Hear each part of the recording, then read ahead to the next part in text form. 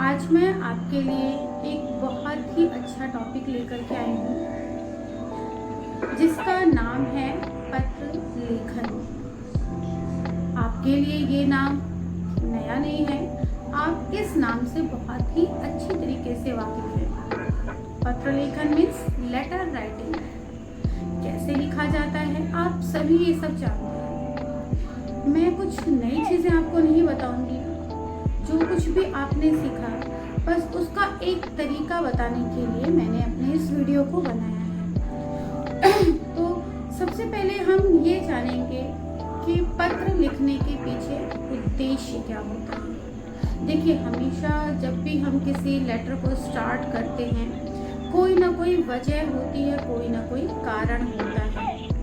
Means हमारे विचारों का आदान प्रदान होता है। विचारों का आदान प्रदान मीन्स हमने जिस वजह से लेटर को लिखा वो क्या कारण था, उस कारण में हमने अपने विचारों के ज़रिए, अपने भावों के ज़रिए हमने उसको कागज़ पेपर पे लिख करके उस भाव को प्रकट किया।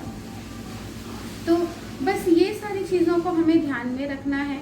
और पत्र को लिखते समय सिर्फ कुछ बातों का ख़ास तौर से हमें ध्यान रखना है कि सबसे पहले पत्र लिखते वक्त इस चीज़ का आप ध्यान रखेंगे कि उसकी भाषा बहुत ही सरल और स्पष्ट होनी चाहिए। मीन्स कहने का ये तात्पर्य है कि पढ़ने वाले को आपकी भाषा बहुत ही ज़्यादा क्लिष्ट ना लगे, उसकी समझ के परे ना हो, इसलिए भाषा बहुत ही सरल और स्पष्ट होनी चाहिए। दूसरी चीज़, आप जिस उद्देश्य से पत्र लिख रहे हैं उस उद्देश्य को आप भली भांति अपने पत्र में बता सकें। पत्र में को बहुत ज़्यादा विस्तार करने से भी बचना चाहिए।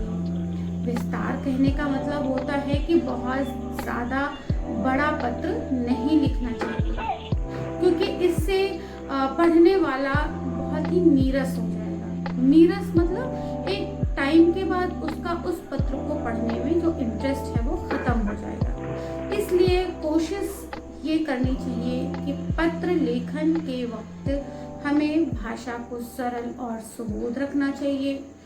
अपने पत्र को बहुत संक्षिप्त लिखना चाहिए। मीन्स हमारा जो उद्देश्य है पत्र का, उस उद्देश्य को ध्यान में रखते हुए बातों को बहुत ज़्यादा नहीं खींचना चाहिए।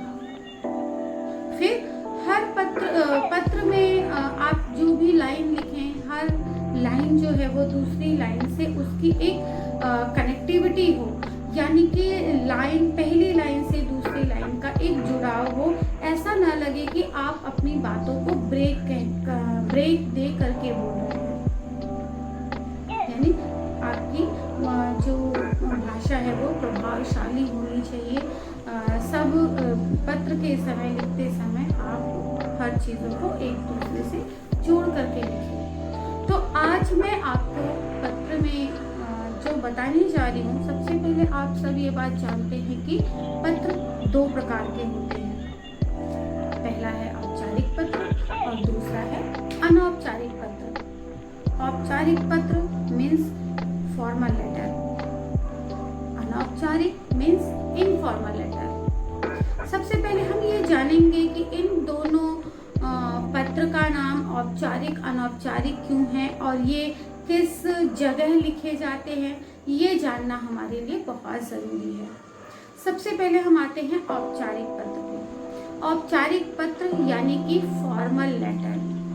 फॉर्मल मीन्स फॉर्मेलिटी, जहाँ हमारे बातों की फॉर्मेलिटी होती है। फॉर्मेलिटी मीन्स हमारे लेटर का जो उद्देश्य होता है, जो मोटो होता है, हम वहाँ पे सिर्फ उतनी ही बातें बोलते हैं, उतनी ही बातें लिखते हैं। बहुत ज़्यादा अनावश्यक रूप से बातों का हम विस्तार नहीं करते हैं। तो ये पत्र हम लिखते हैं, सबसे पहला जो आपने हमेशा से सीखा है, प्रार्थना पत्र, जो हम प्रधानाचार्य को लिखते हैं।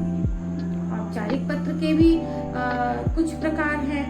एक हमारा हो गया प्रार्थना पत्र, दूसरा आवेदन पत्र, तीसरा कार्यालयी पत्र, चौथा व्यावसायिक पत्र।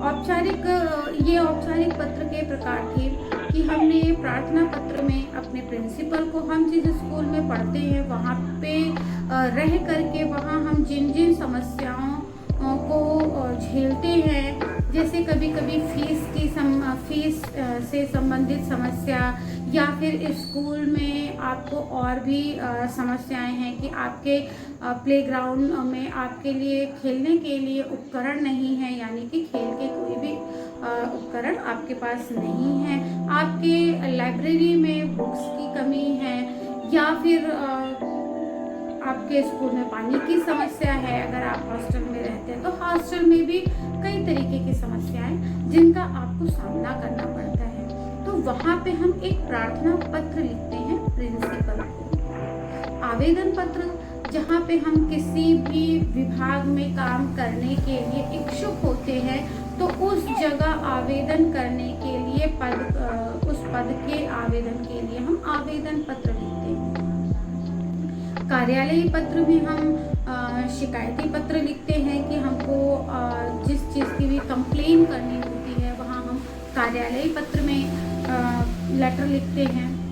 और संपादकीय पत्र आपका व्यावसायिक पत्र जो किसी व्यवसाय से जुड़ा हुआ है, जैसे हम किसी न्यूज़पेपर के एडिटर को, संपादक को पत्र लिखते हैं। तो इस तरीके से ये औपचारिक पत्र के हमारे कुछ प्रकार हैं।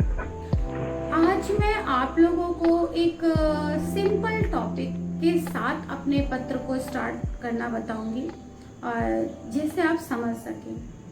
धीरे धीरे हम सारे पत्र की वैरायटीज़ को लेते हुए चलेंगे, क्योंकि आपके लिए सारे तरीके का पत्र लिखने आना चाहिए। अगर हम प्राचीन समय की बात करें तो जो हमारे विचारों के आदान प्रदान का जो माध्यम था वो सिर्फ और सिर्फ पत्र था। क्यों? क्योंकि आज के समय के हिसाब से तब सुविधाएं इतनी ज़्यादा उपलब्ध नहीं थी, लेकिन आज का वक्त बदल चुका है। मोबाइल जैसे आपके पास एक उपकरण आ चुके हैं, लेकिन फिर भी हम देखते हैं कि वहाँ भी अगर हम मैसेज किसी को करते हैं तो वो मैसेज भी हमने तभी सीखा। ऐसा नहीं है कि उसमें हम मैसेज के नियम को फॉलो नहीं करते हैं, वहाँ भी हम एक नियम को लेकर के चलते हैं। तो चलिए हम अपने टॉपिक पे आते हैं। मैंने आपको बताया पत्र दो प्रकार के हैं, पहला पत्र औपचारिक और दूसरा अनौपचारिक पत्र। आज मैं आपको औपचारिक पत्र में एक सबसे सरल और सिंपल लेटर बताना चाहूँगी। जो टॉपिक है आपका, जो एक मेजर इशू होता है, आप स्कूल में होते हैं और सबसे ज़्यादा जो कमी है कि आपकी लाइब्रेरी में बुक्स नहीं हैं, और उन किताबों की कमी को पूरा करने के लिए आपने प्रधानाचार्य को प्रार्थना पत्र लिखा है कि आपके पुस्तकालय में, चलिए हम हिंदी पे बात करते हैं, तो हम पुस्तकालय में हिंदी की कमी की बात करेंगे कि पुस्तकालय में, आपके विद्यालय के पुस्तकालय में हिंदी की पुस्तकों की कमी है, जिस कमी को दूर करने के लिए आपको प्रधानाचार्य को पत्र लिखना है। आज इस टॉपिक को लेते हुए हम इसी टॉपिक पे बात करेंगे। बच्चों बहुत ध्यान से इस टॉपिक को सुनिएगा कि किस तरीके से आपको इसमें सारे रूल्स को फॉलो करना है, क्योंकि पत्र में आप अगर थोड़ी बहुत भी कमी करते हैं तो कहीं ना कहीं वो आपके मार्क्स पे इफेक्ट करता है। तो चलिए हम स्टार्ट करते हैं। सबसे पहले पत्र की जो शुरुआत होती है वो होती है आपके एड्रेस से। जैसे अगर हम एड्रेस से हमारी जो स्टार्टिंग होती है, हम उसको लिखते हैं सेवा में, जो आप इंग्लिश में टू लिखते हैं। किसी भी औपचारिक पत्र की शुरुआत सेवा में शब्द लिखकर ही होती है, चाहे वो हम स्कूल के लिए लिखें, चाहे हम आवेदन के लिए लिखें, चाहे कार्यालय को लेटर लिखें, या फिर संपादकीय पत्र, व्यावसायिक पत्र लिखें, सबके स्टार्टिंग सेवा में शब्द से होती है। अब ये सेवा में शब्द आपको कहाँ लिखना है, इस चीज़ का भी आपको खास तौर से ध्यान रखना है। अगर बात हम आज के वक्त की करें तो आज हमारे लेटर का जो फॉर्मेट है वो आपकी कॉपी का जो मार्जिन होता है, मार्जिन आप समझते हैं, कॉपी में आपका लेफ्ट साइड में एक लाइन खींची होती है, उस लाइन से सटा कर ही उसके पास में ही आप लिखेंगे सेवा में और कॉमा। देखिए इसलिए मैं कॉमा शब्द बोल रही हूँ कि अगर आपने इन पंक्चुएशन मार्क्स, इन विराम चिन्हों का आपने अगर ध्यान नहीं रखा तो चीज़ें गलत हो जाती हैं। हमारा जो एक समझने का भाव होता है वो गलत हो जाता है, क्योंकि हिंदी हो चाहे इंग्लिश हो चाहे कोई भी विषय हो, सब्जेक्ट हो, आपके लिए पंक्चुएशन मार्क्स की बहुत ज़्यादा वैल्यू है। तो पहले आपने लिखा सेवा में कॉमा, उसके बाद आपने नेक्स्ट लाइन से स्टार्ट किया। कभी कभी बच्चे ये क्वेश्चन करते हैं कि क्या हमें एक लाइन छोड़नी चाहिए, तो मैं आपको ये बता दूं, आपको कोई लाइन नहीं छोड़नी है। हर लाइन में वो आप कंटिन्यू करते जाएंगे। आपने पहले लिखा सेवा में कॉमा, इसके बाद चूंकि हमारा टॉपिक पुस्तकालय में हिंदी की पुस्तकों की कमी को दूर करने के संदर्भ में था, तो हम वहाँ पे लिखेंगे सेवा में। अब उसके बाद आएगा प्रधानाचार्य जी। देखिए अगर आपको नहीं मालूम है कि आपके स्कूल में प्रधानाचार्य कोई लेडी हैं, कोई जेंट्स हैं, तो आप वहाँ पे एक संबोधन देंगे, वो है आपका प्रधानाचार्य जी या प्रधानाचार्य महोदय। ये हमारा संबोधन है। जब आपने लिख लिया देन कॉमा। बार बार मैं आपको ये कॉमा शब्द बोल रही हूँ इसलिए जिससे आपके दिमाग में क्लिक करे कि आपको कॉमा कहाँ कहाँ देना है। थोड़ा सा मैं इस टॉपिक को यहाँ पे ब्रेक करके मैं आपको इन पंक्चुएशन मार्क्स की वैल्यू थोड़ा बताना चाहूँगी कि अगर हम किसी भी वाक्य में इन कॉमा को, पूर्ण विराम को अगर इनकी गलत जगह पे लिख देते हैं या फिर उनको अलग अलग तरीके से इन पंक्चुएशन मार्क्स को लगा करके लिखते हैं, तो उसके जो भाव होते हैं, अगर एक ही सेंटेंस में हमने विराम चिन्हों का प्रयोग अलग अलग तरीके से कर दिया तो जो उस वाक्य का भाव है वो तुरंत बदल जाता है। मैं आपके सामने एक सेंटेंस लेती हूँ। जिस सेंटेंस में हमने पंक्चुएशन मार्क्स यानी कि विराम चिन्ह को हमने अलग जगह लगाया, तो आप देखेंगे वो किस तरीके से अपने भाव को चेंज कर देता है। सेंटेंस है कि रोको मत जाने दो। आपने शब्द को सुन लिया, मतलब वाक्य को रोको मत जाने दो विदाउट एनी पंक्चुएशन मार्क्स। मैंने कोई विराम चिन्ह इसमें नहीं लगाया।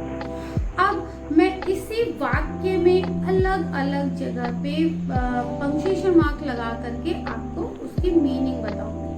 मीनिंग बताने की जरूरत भी नहीं पड़ेगी, क्योंकि जैसे ही मैंने जहाँ पे जिस भी विराम चिन्ह का प्रयोग किया आप सेंस खुद समझ जाएंगे। इसी वाक्य को मैं आपको दो तरह से बताऊंगी।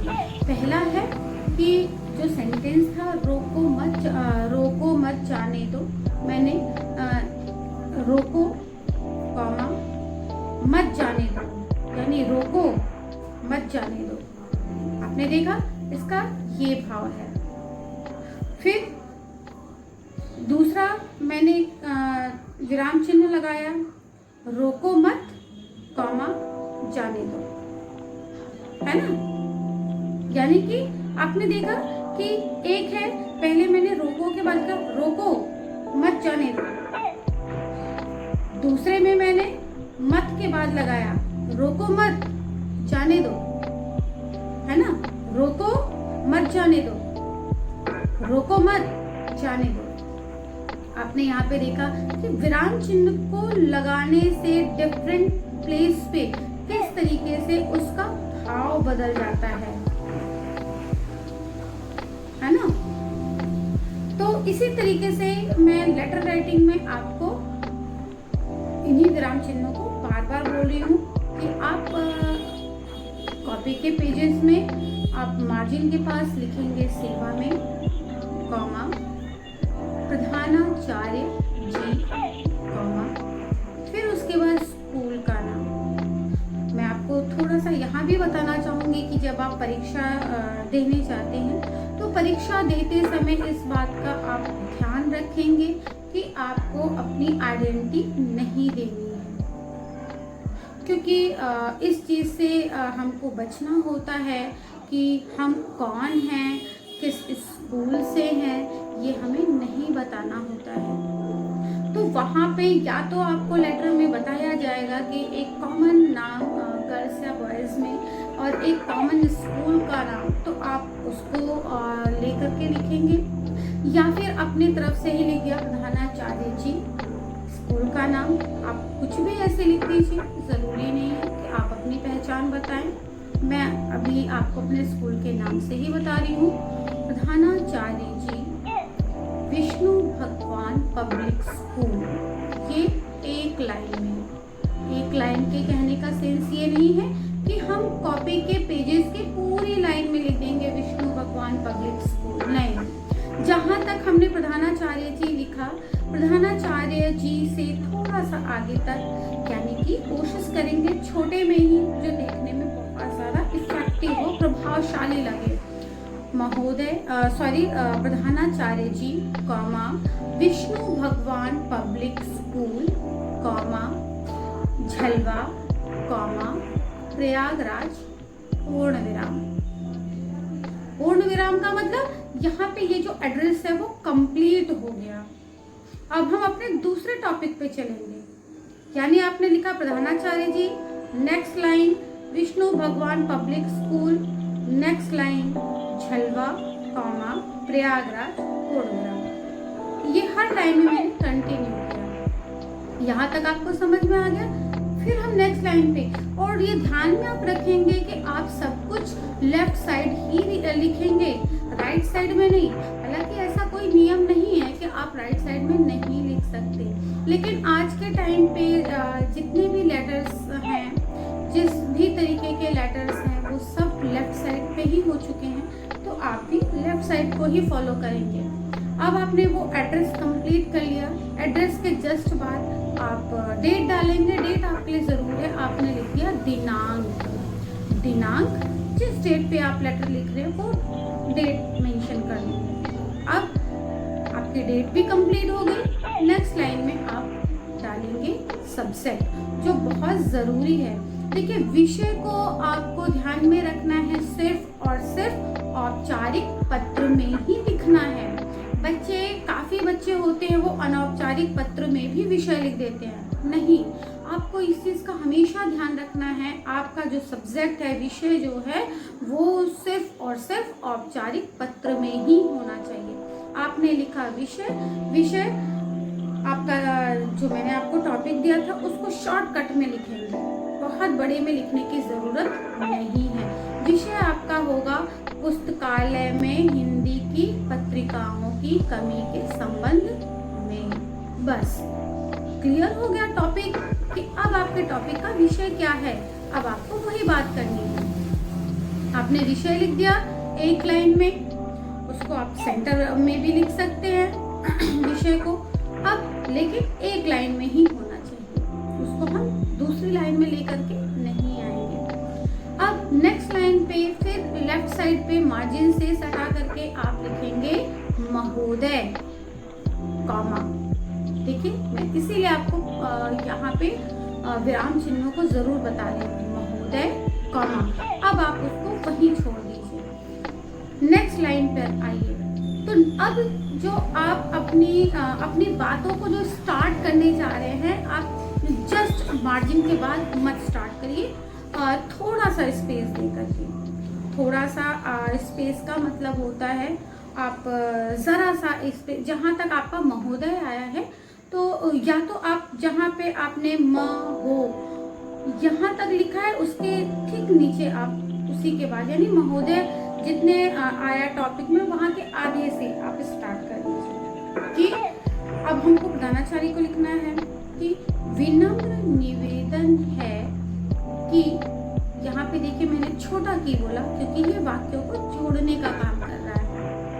हमेशा वाक्यों के बीच में छोटा की आता है और वाक्य के अंत में बड़ा की आता है, यानी कि जहाँ बड़ी ई की मात्रा लगती है वो वाक्य के अंत में आता है, और जहाँ वाक्यों के बीच में की आता है वहाँ छोटी ई की मात्रा लगता है। तो विनम्र निवेदन है कि मैं, अब मैं में आप अपना नाम ब्रैकेट में लिख दीजिए।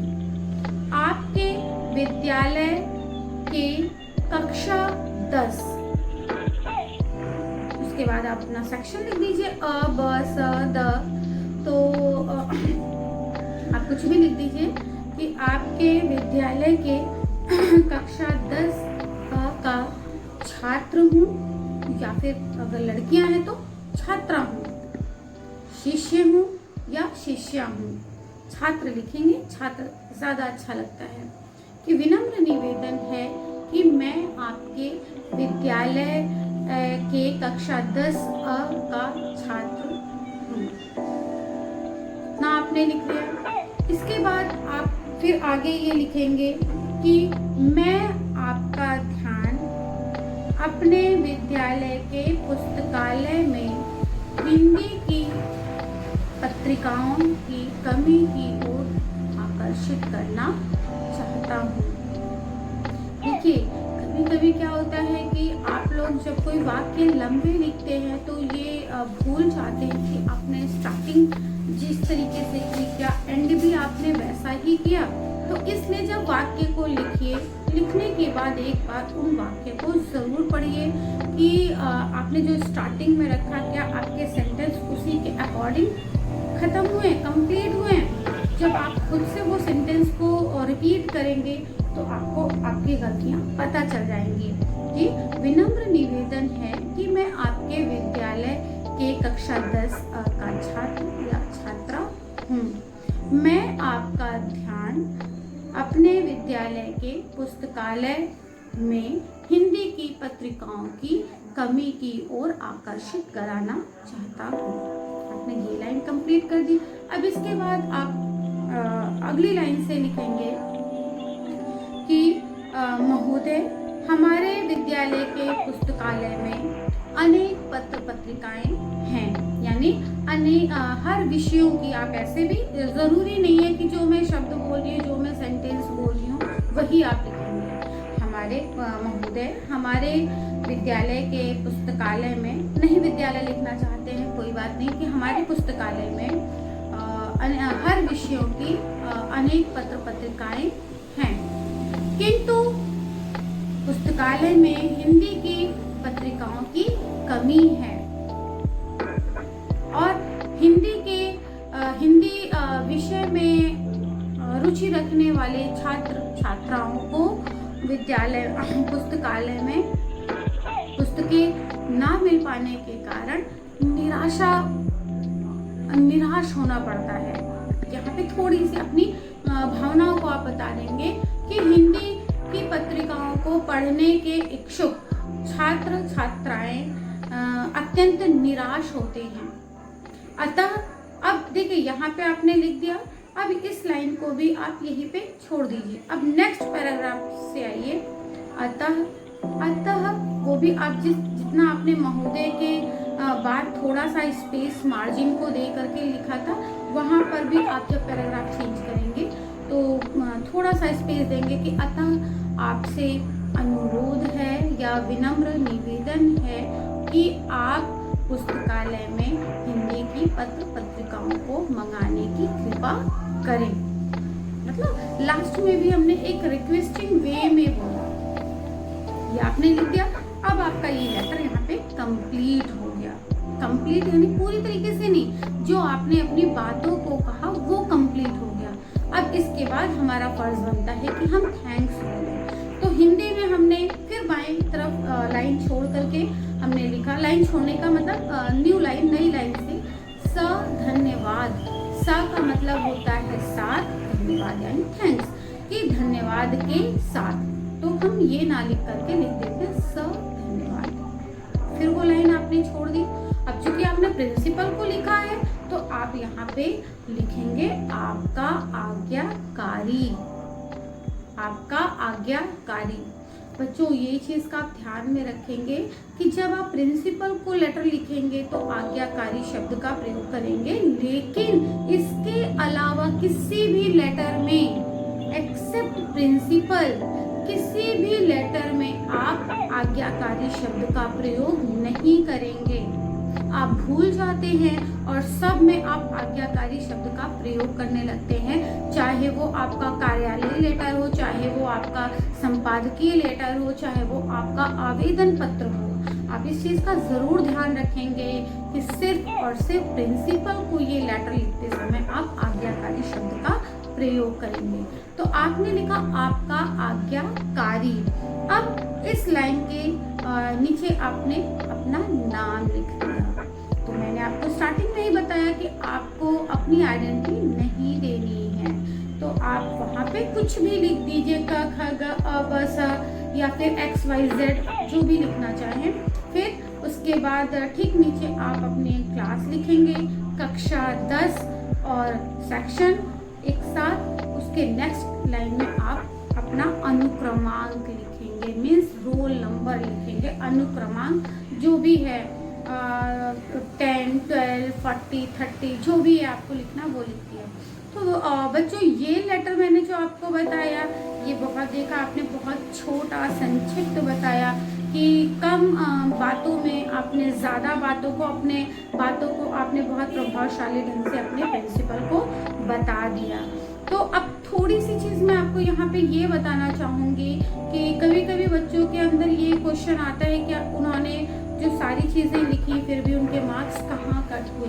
तो मैं आपको ये बताना चाहूँगी कि जो आपका पत्र होता है वो आपके 5 मार्क्स का होता है, 5 अंकों का होता है। उन 5 अंकों का डिवीज़न कहाँ होता है ये आपको ध्यान में रखना है, क्योंकि जब आपने उस डिवीज़न को समझ लिया तो आप लेटर कभी गलत नहीं लिखेंगे।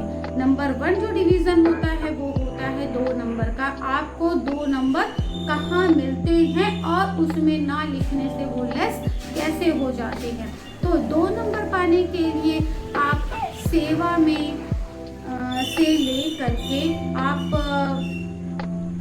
दिनांक यानी डेट तक जहाँ लिखते हैं, डेट तक जो आपका लेटर होता है वहाँ पे आपको 2 नंबर मिलते हैं। यानी कि सेवा में प्रधानाचार्य जी विष्णु भगवान पब्लिक स्कूल झलवा प्रयागराज और दिनांक। इसको आपने अगर कहीं भी कोई भी पंक्चुएशन मार्क्स गलत नहीं किया है, बहुत अच्छे तरीके से लिखा, आपको 2 नंबर मिलते हैं। अब हम आएंगे आगे के 2 नंबर के लिए। आपका अगला 2 नंबर स्टार्ट होता है आपके सब्जेक्ट से यानी विषय से। जो आपने विषय डाला कि पुस्तकालय में हिंदी की पत्रिकाओं की कमी के संबंध में, यहाँ से लेकर के महोदय महोदय के बाद से जो अपनी बातों को आपने रखा प्लस धन्यवाद, यहाँ तक लिखने में आपको फिर से 2 नंबर मिलते हैं। तो आपने देखा आपको 2 नंबर और स्टार्टिंग में कहाँ से कहाँ तक मिला, फिर आगे का 2 नंबर आपको कहाँ से कहाँ तक का मिला। अब बचता है 1 नंबर। 1 नंबर में आपका आज्ञाकारी, फिर आपका नाम, कक्षा, सेक्शन और रोल नंबर, इतना लिखते हैं आपको 1 नंबर मिलता है। अब आप अच्छी तरीके से समझ गए होंगे कि 5 नंबर पाने के लिए आपको क्या करना है।